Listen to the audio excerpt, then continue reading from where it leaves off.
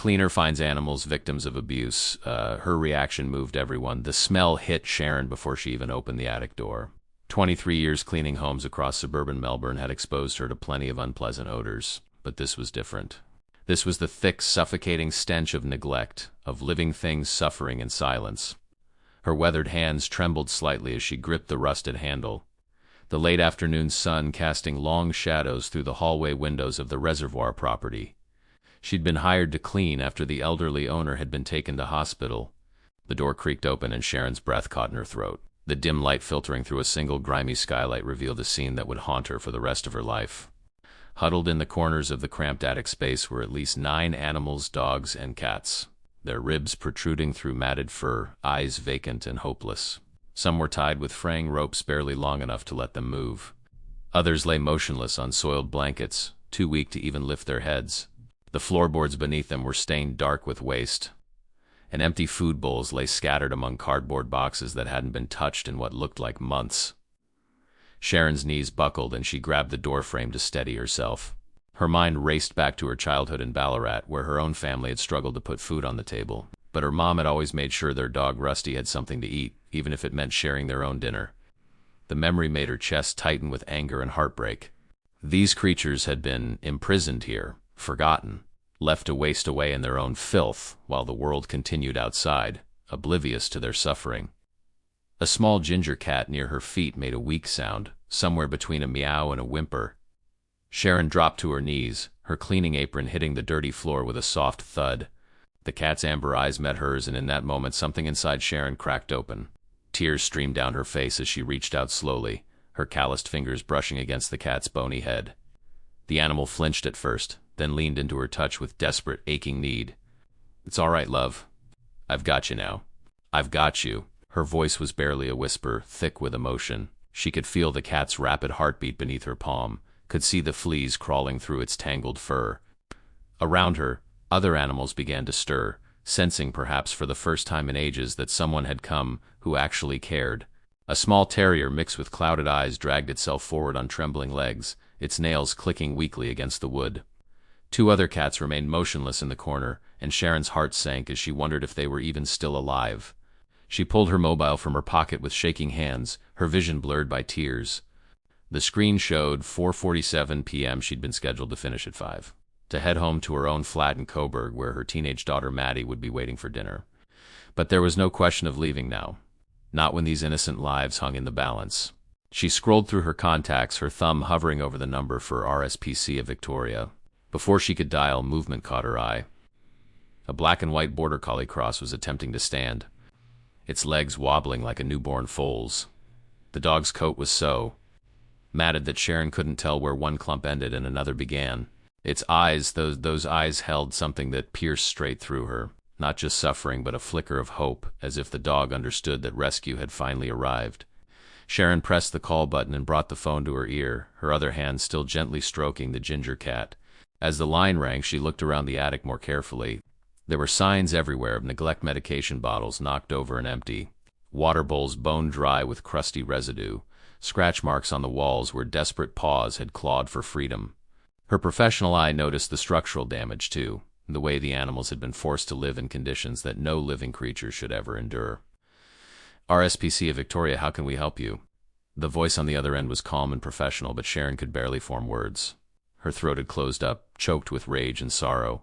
She swallowed hard, wiped her face with the back of her hand, and forced herself to speak clearly despite the tremor in her voice. "I'm a cleaner in Reservoir. I've just found 9 animals, maybe more, locked in an attic. They're they're in terrible condition. Some of them might not make it. Please, you need to come now." As she gave the address, her eyes swept across the space again, doing a mental count. The ginger cat at her feet, the terrier struggling to reach her, the border collie still swaying on unsteady legs, 3 more cats visible in various states of distress, and in the far corner, partially hidden behind a stack of moldy boxes. She could make out at least 3 more shapes that she prayed were still breathing. The operator's questions kept coming. How long had they been there? What was their condition? Was there immediate danger? But Sharon's attention was pulled to the small brown dog that had finally reached her, collapsing against her leg with a sound that was almost human in its desperation. "Just please hurry. They need help right now. They've been suffering for so long already." She ended the call and set the phone aside, using both hands now to comfort the animals within reach. The ginger cat had crawled into her lap, its body trembling against her. The brown dog pressed its head against her thigh, and she could feel tears, not her own, dampening the fabric of her work trousers. Were dogs even capable of crying? In this moment, Sharon believed they were. She'd seen plenty in her years of cleaning homes, hoarders, houses, properties after family tragedies, places where life had fallen apart behind closed doors. But nothing had prepared her for this. Nothing could have made her ready to face the depths of cruelty that human beings were capable of inflicting on creatures that depended entirely on their care. The minutes that followed felt like hours. Sharon sat on that filthy attic floor, surrounded by suffering, her entire body aching with the weight of what she'd discovered. The ginger cat in her lap had finally stopped trembling, its tiny body relaxing slightly against the warmth of her belly. She stroked its matted fur with infinite gentleness, feeling each vertebra of its spine beneath her fingertips. The brown dog at her side had closed its eyes, but Sharon could tell it wasn't sleeping, just resting. Perhaps for the first time in ages, in the presence of someone who wouldn't hurt it. She began speaking to them softly, her Australian accent thick with emotion, words tumbling out in a steady stream of comfort and reassurance. She told them about Maddie, how her daughter volunteered at the local animal shelter on weekends. She told them about the meat pies she'd planned to pick up from the bakery in High Street, how she'd buy extra now, cook up some plain mince for them once they were safe. Her voice seemed to calm them, or perhaps they simply recognized kindness after so long without it. The border collie had managed to move closer, dragging itself across the floor with heartbreaking determination. Sharon extended her hand slowly, letting the dog sniff her fingers before touching its head. The moment her palm made contact, the dog's tail gave the faintest wag, barely a movement at all, but enough to make fresh tears spill down Sharon's cheeks. Despite everything it had endured, despite the pain and neglect and abandonment, this beautiful creature still had the capacity to trust, to hope, to love. "You're such a good dog. Such a brave good dog." She examined the animals more closely now, her cleaner's practicality kicking in alongside her emotional response. The ginger cat had an infected wound on its back leg, the skin around it angry and swollen. The brown dog's paws were raw and bleeding, likely from trying to dig or scratch its way to freedom. The border collie's eyes, she realized with a sinking feeling, had the cloudy appearance of advanced cataracts. It was probably nearly blind. How long had these animals been trapped here in the dark, unable to see, unable to escape, just waiting and hoping for someone to remember they existed? A sound from the corner made her look up sharply. One of the motionless shapes she'd feared was dead had shifted slightly. Sharon carefully moved the ginger cat from her lap, whispering apologies, and crawled across the floor toward the movement. The smell grew stronger here, and she had to breathe through her mouth to keep from gagging. Behind the stack of boxes, she found a larger dog. Looked like it might have been a German Shepherd cross, though it was hard to tell beneath the filth and matted fur. The dog's breathing was shallow and labored, its tongue lolling from its mouth, pale and dry. "Oh, no, no, no, no, stay with me, mate. Help's coming." Sharon grabbed an empty water bowl, cursing herself for not thinking of it sooner. She scrambled back toward her cleaning supplies, which she'd left in the hallway downstairs. Her legs protested as she pushed herself up, her knees stiff from kneeling on the hard floor. She ran down the narrow staircase, her work boots thudding against the steps, and grabbed her supply bucket. Inside was a large bottle of water she always carried. It wasn't much, but it was something. Back in the attic, she poured water into the bowl with shaking hands, spilling half of it in her haste. The German Shepherd cross couldn't lift its head, so Sharon cupped her hand and brought water to its mouth, letting drops fall onto its tongue. The dog's eyes flickered open, brown eyes, beautiful even in their suffering, and it lapped weakly at the moisture in her palm. She repeated the action again and again, patient and steady, while the other animals watched. The small terrier had found enough strength to reach the water bowl, and Sharon watched as it drank desperately, too much too fast. She gently pulled the bowl away, knowing from her basic first aid knowledge that animals in this condition needed small amounts regularly, not all at once. The dog whimpered in protest, and the sound shattered something else inside her. These weren't just animals, they were individuals, each with their own personality, their own story of suffering, their own desperate will to survive. She heard vehicles pulling up outside, the distinctive sound of tires on gravel, doors slamming, urgent voices. Relief flooded through her so intensely she felt dizzy. Sharon called out, her voice cracking. "Up here, in the attic!" Footsteps thundered up the stairs, and then the small space was filled with people, RSPCA officers in their uniforms, carrying equipment in crates and medical supplies. A woman about Sharon's age with gray-streaked hair pulled back in a ponytail took one look at the scene and her professional composure cracked just for a moment. Sharon saw it in her eyes, the same horror and heartbreak she'd felt when she'd first opened that door. How many? The officer's voice was tight, controlled. 9 that I can see. Maybe more behind the boxes. Some are in really bad shape. The officer nodded, already moving into action, speaking into a radio clip to her shoulder. More people arrived, a vet, another officer, someone with a camera to document everything for evidence. Sharon found herself gently moved aside as they began the delicate work of assessing and transporting the animals. She watched as they examined the ginger cat, the one that had first reached her, and heard them discussing signs of severe malnutrition, dehydration, untreated infections. The border collie was lifted carefully into a crate lined with soft blankets. Sharon stepped forward without thinking. Be gentle with him. He's nearly blind. And, he's scared. The young officer holding the crate looked at her, and Sharon saw recognition in his eyes, not of her personally, but of what she'd done, of her connection to these animals. He nodded seriously. We'll take good care of him. I promise. They worked efficiently, but with obvious care, each animal evaluated, cataloged, prepared for transport. Sharon learned there were actually 11 animals in total. 2 more cats had been found behind the boxes. Both still alive, but barely.